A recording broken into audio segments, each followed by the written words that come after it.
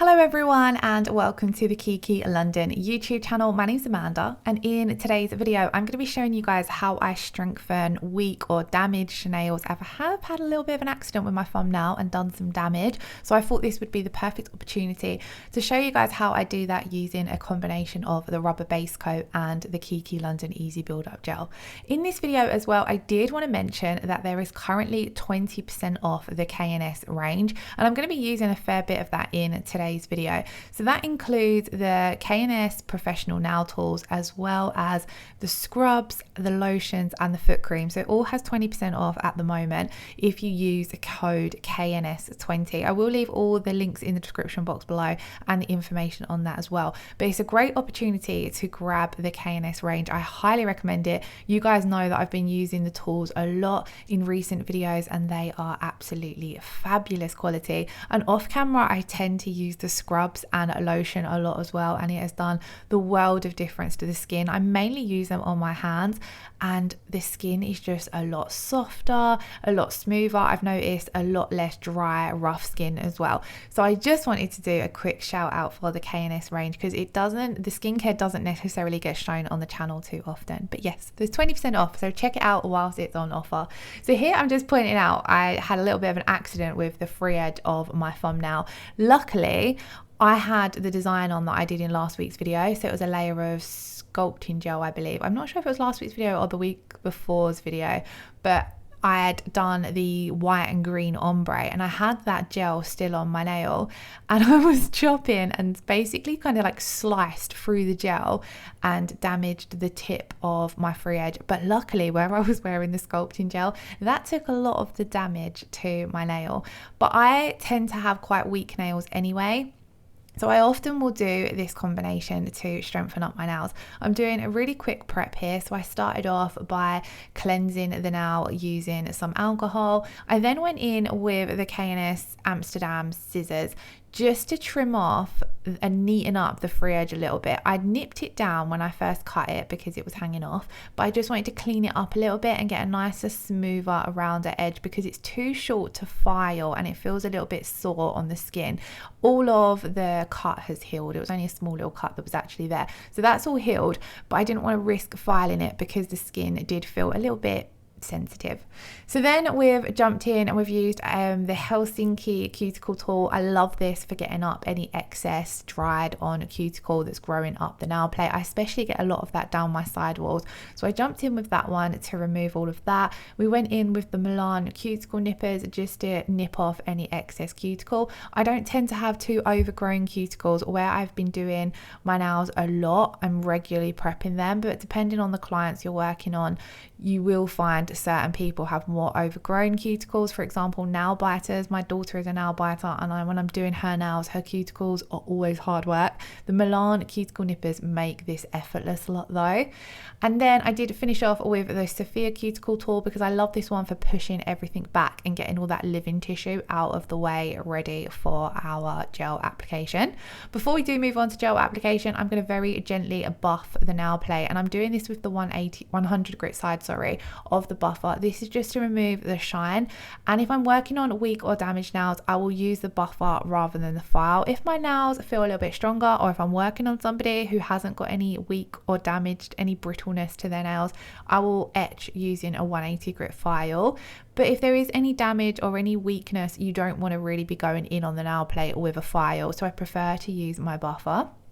And then we're going to be using RB05. Now, I've done quite a few videos on weak and damaged nails, and sometimes I'll do just rubber base coat, but if I'm needing that extra little bit of strength, which I really felt as though the free edge of this nail is going to need, I will come in and do a builder gel overlay. But I still like to have that rubber base coat underneath rather than the regular base coat because I feel like it's giving the nail a double whammy of strength. So we come in and primed the nail plate, allowed this a few seconds to dry, and then I'm coming in with my rubber base coat. And what I like to do is first of all take a small amount on my brush and really work this into the nail. So what I'm basically doing is really scrubbing it in, and that's why I only want a small amount on the brush, because I really want to work it in to those tiny little grooves that you've put into the nail when you've been etching.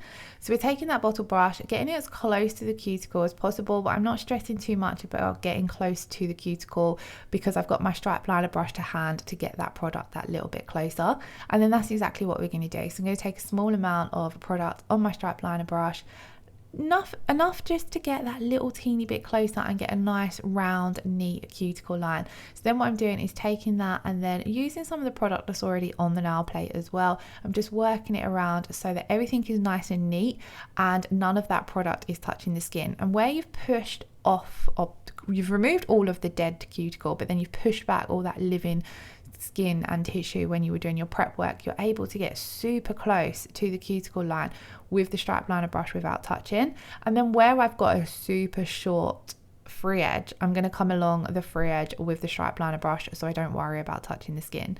Then I'm going to actually come in with another layer of the rubber base coat. So we haven't cured anything yet, and I'm kind of just going to float this on, and this is going to build up the rubber base coat ever so slightly and give us a more smoother finish because we really worked that first layer in. So kind of very similar to a slip layer. So we've used that first layer like a slip layer, and then I'm coming in with another layer and just floating this on. Both of these layers are super thin, so you're not going to have any curing issues, but I find when using the rubber base like this, it gives me a super strong base.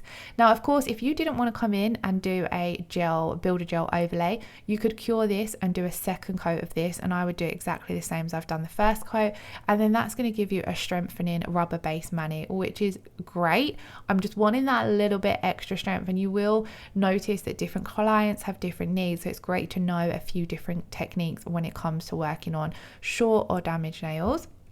So for our easy build, we're going to be using a neutral pink today, and the reason I went for this one is because I absolutely love the combination of this color with the RB05. So as you can see, it's kind of like a glassy pink, and when you use it on its own, so for example with a clear base coat, it's got a really beautiful translucent glassy pink look to it, but when you use it with one of the colored rubber bases underneath, it is going to change the look of the color a little bit.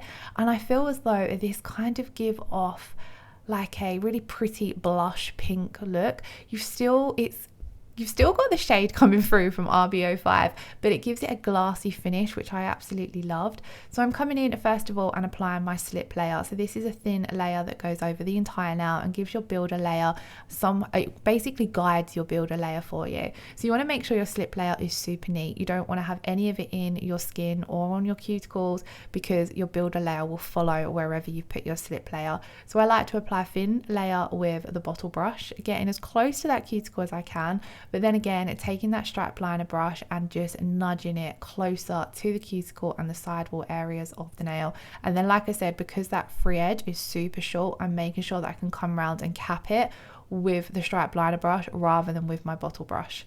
Then what I'm going to do is take a ball of gel. You're only going to need a small ball of gel because we are only doing an overlay. We're not doing any extending. I'm going to start off down at the cuticle area and roll it off my bottle, and then I'm going to take it from side to side all the way down to the tip of the nail.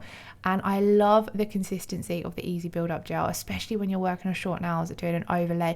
You don't have to worry about the product running or flowing into the cuticles because it has a really lovely medium consistency. You're able to just guide it effortlessly where it needs to go.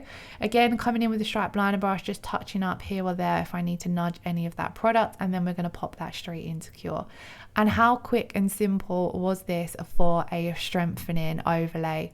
Absolute highly recommend this combination of the rubber base coat with the Easy Build Up Gel. Of course, we do need to still come in and top coat. Now, again, you can use any of the Kiki London top coats over the top of your Easy Build Up Gel. But if I'm really going hardcore with strengthening my nails, I will also come in with the rubber top coat.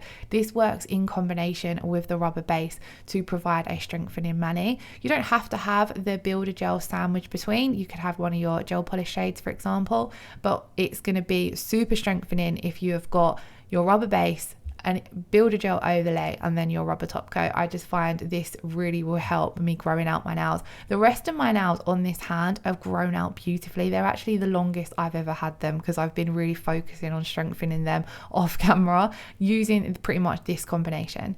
Now, because the KNS skincare was on sale, I thought we would use a little bit. So we've got the peach scrub here today, and I also find this great as well for anyone who, if you've got a nail biter, so a lot of the time when you've got clients with damaged nails, it's either because they're picking at them or they're heavy on their nails, maybe due to their job, or they're biting and things like that. So then a lot of the time it won't just be the nails that are damaged, it will be the skin around the nails.